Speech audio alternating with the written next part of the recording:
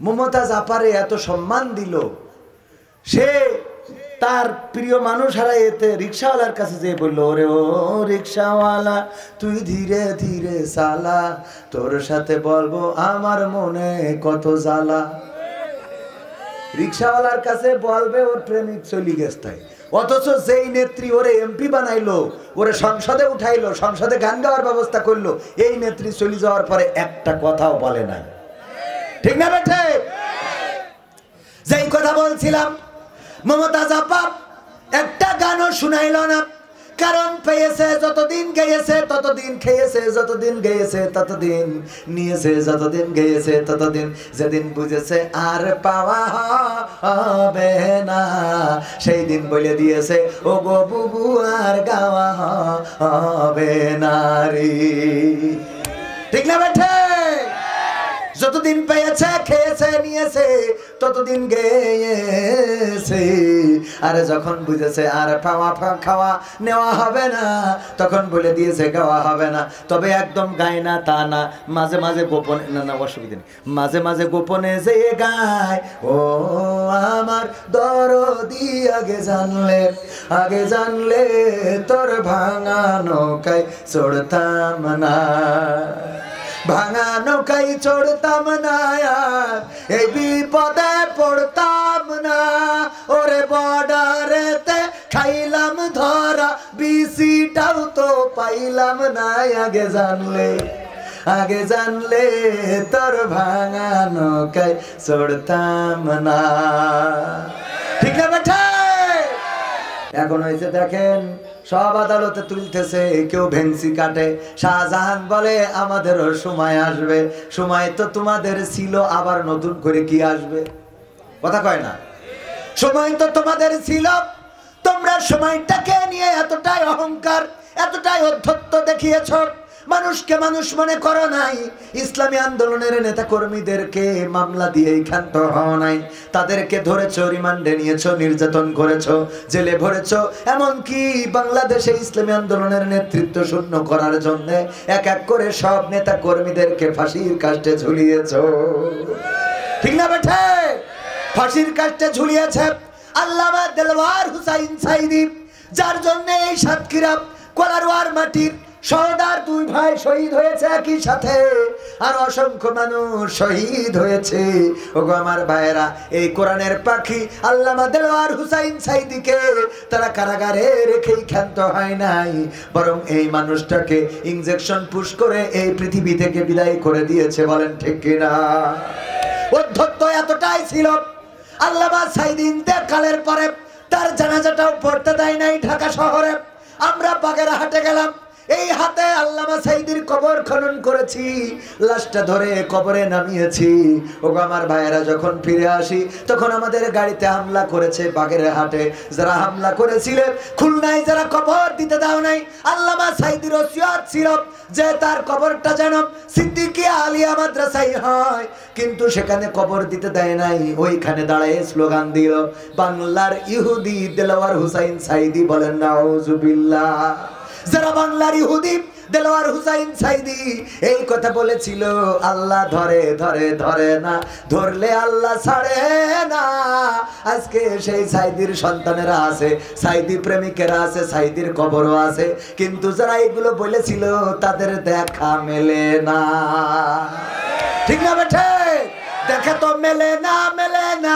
শুধু তাই না, তারা কোথায় আছে, তাদের কবর বাংলার জমিনে হবে কিনা সন্দেহ। মাঝে মাঝে বলে আমরা চট করে ঢুকে পড়বো, কিন্তু বাংলাদেশের মানুষ বলে বুবু আইবা, তুমি আইবা রে, আইয়া বুবু সিয়ার পাইবা না। বুবু আইবা, তুমি আইবা গো, আইসা তুমি সিয়ার পাইবা। পাবে বাংলাদেশের জমিনে, আর এই সিয়ারটা পাবে না, এই সিয়ার আর দেয়া হবে না। কারণ যেই দলের নেত্রী নেতা কর্মীদের চিন্তা না করে নিজে হেলিকপ্টারে করে উড়ে যায়, নিজের চিন্তা নিজে করে চলে গেছে। তুই তো দাদার কাছে যাই ভালোই আছো, কিন্তু আমাদের যে কি অবস্থা এটা বুঝবা না। কথা কয় না? আমাদের তো এরপরেও আবার মাঝে মাঝে ঝটিকা মিছিল দেখা যায়। যারা ঝটিকা মিছিল করে ওদের যদি ন্যূনতম লজ্জা থাকতো তাইলে অন্তত রাস্তায় নামতো না। কথা কয় না? তুই যেই চেয়ারম্যানের জন্য ছুটি বেড়াচ্ছিস, নারায়ে তাকবীর, বিশেষ অতিথির আগমন, মাহফিলের পক্ষ থেকে। এটা ওয়াজ শুনে কি ঠান্ডাই গেল না? আমি তো বাবু আকর্ষণ, এই জন্য ওয়াজও মানে কোন দিকে যাবো লাইন খুঁজে পাচ্ছি না। একবার মনে করছি ওয়াজ শুনে, একবার মনে করছি গান শুনে। আকর্ষণ কিশোর, কিশোর কথা কয় না, কিশোর।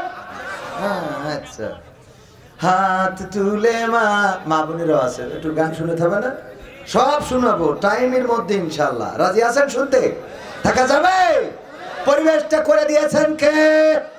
আল্লাহ রাব্বুল আলামিন সুন্দর একটা পরিবেশ করে দিয়েছেন। যেই সময় ঝড় হওয়ার কথা, বৃষ্টি হওয়ার কথা, সেই সময় আল্লাহ রাব্বুল আলামিন এত সুন্দর পরিবেশ করে দিয়েছেন। এইখানে যারা এসেছেন, যারা বসেছেন, যারা বাইরে আছেন, দাঁড়িয়ে আছেন, আল্লাহ কবুল করেছে আপনাদেরকে। আর যাদের কবুল করে নাই তারা এখানে আসতে পারে নাই। এখনো ওই ডান দিকে কিছু জায়গা আছে, যদি এই কোরআনের মাহফিলে এসে বসতে পারেন, আল্লাহ রাব্বুল আলামিন এই মাহফিল আপনার নাজাতের ওসিলা করে দিতে পারে। বলেন সুবহানাল্লাহ। আল্লাহ বলেছেন, ওয়াইদা কুরিয়াল কুরআনু ফাসতামিউ লাহু ওয়া আনসিতু লাআল্লাকুম তুরহামুন। যখন তোমাদের সামনে কোরআন পড়া হয়, যখন তোমাদের সামনে কোরআন তেলাওয়াত করা হয়, যখন তোমাদের সামনে কোরআন থেকে বলা হবে, তখন তোমরা চুপ থাকবে এবং হৃদয়ের কান দিয়ে শুনবে, যাতে করে তোমাদের উপরে আল্লাহর রহমত বর্ষণ হতে পারে। ও আমার ভাইয়েরা, আল্লাহর রহমত যদি পেতে চান তাহলে হৃদয়ের কান দিয়ে শুনতে হবে, একটু চুপ থাকতে হবে। আমি তো বক্তা নই, আমি আপনাদের মাঝে এসেছি আকর্ষণ হিসাবে, কিছু আকর্ষিত করে যাব। প্রধান মেহমান রয়েছেন আমার শ্রদ্ধাভাজন ভাইজান আব্দুল সালাম যুক্তিবাদী, অত্যন্ত দারুণ আলোচনা করেন। তিনি কিছুক্ষণের মধ্যে আসবেন। ও আমার ভাইরা, দাঁড়ানো ভাইরা যদি ওই ডান পাশে এসে বসে যান তাইলে পরিবেশটাও সুন্দর দেখা যাবে। আর আপনারা এখানে বসে যদি শোনেন, এটা আপনাদের আমাদের নাজাতের ওসিলা হয়ে যেতে পারে। বলেন সুবহানাল্লাহ।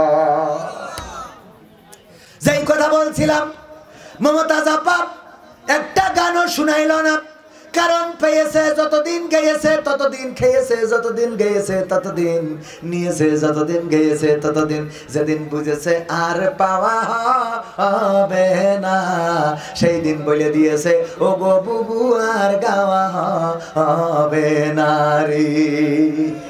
ঠিক না বেঠে? যতদিন পেয়েছে, খেয়েছে, নিয়েছে, ততদিন গেয়েছে। আর যখন বুঝেছে আর খাওয়া নেওয়া হবে না, তখন বলে দিয়েছে গাওয়া হবে না।